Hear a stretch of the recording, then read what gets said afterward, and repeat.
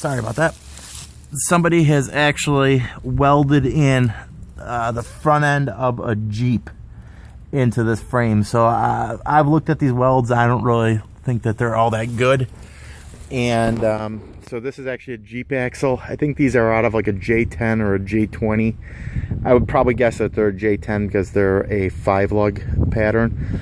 The tires do hold air.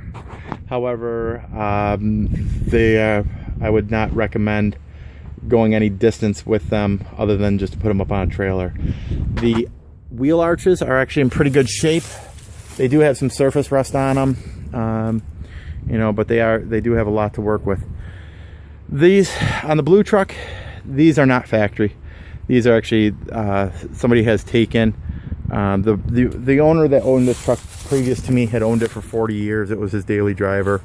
He was starting to get up in age and just wanted to see it go to somebody else. I had great ideas for it, and life has taken a couple different turns for me, so I'm no longer going to be pursuing this vehicle.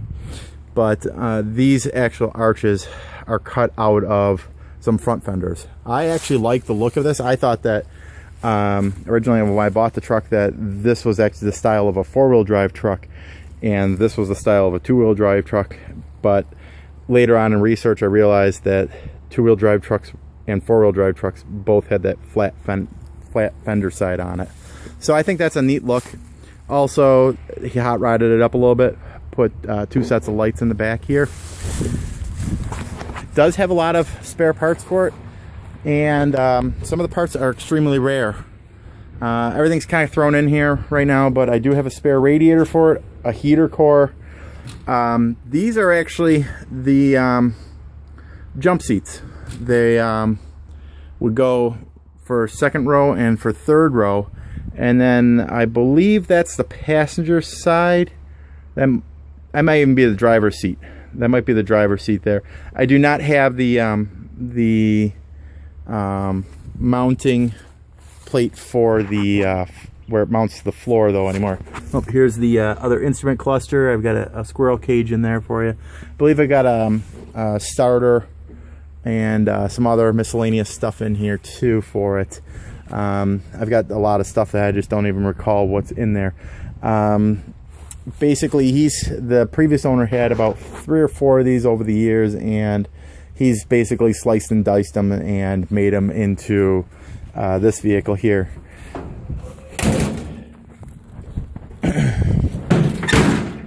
The frame on this truck is crusty. However, it's I do not believe that there's too much issue with it.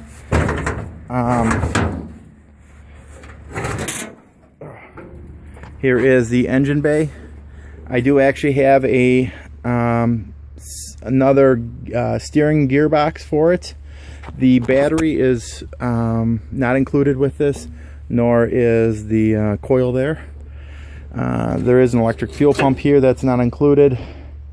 It does have the dual master cylinder for one's clutch, one's brake, and it does have the bell housing that will mount any small block Mopar into there, either a early Hemi or 318, 360, whatever you want to put in there.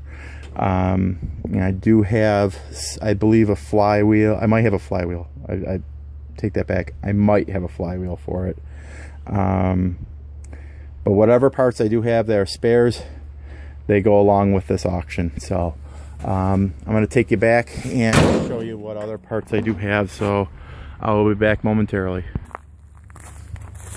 Alright, so here is the chassis that I have. And like I said, it is in actually really good shape. There's only just a minimal amount of surface rust on it.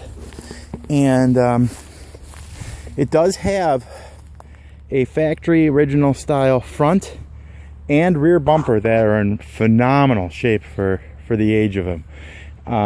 These are definitely the bumpers I would suggest putting back onto the vehicle.